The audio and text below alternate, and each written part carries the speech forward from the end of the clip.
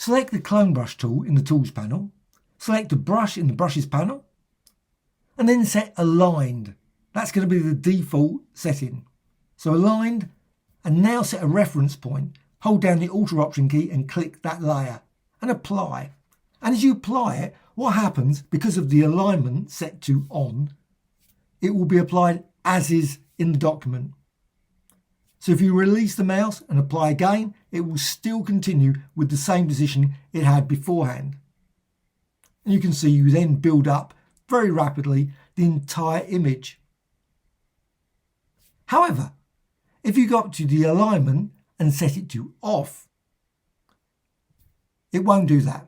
What happens instead is each and every time it applies, it will just go back to that reference point and start again. So again, set a reference point. It could be anywhere, maybe that street sign.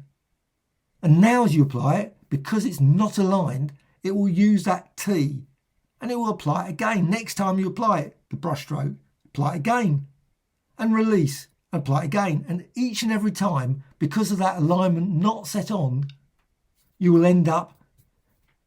However, if you hold down the brush and apply it all the way across, you will get the full image. But otherwise, it will only apply very small parts of that image. Set the reference maybe to the sky in the top corner. Hold down the Alt or Option key again and then apply. And again, you can see now the reference point that will be used will be that sky. And that's what you'll get. If you release the mouse, start again, you'll get exactly the same. Go for the building.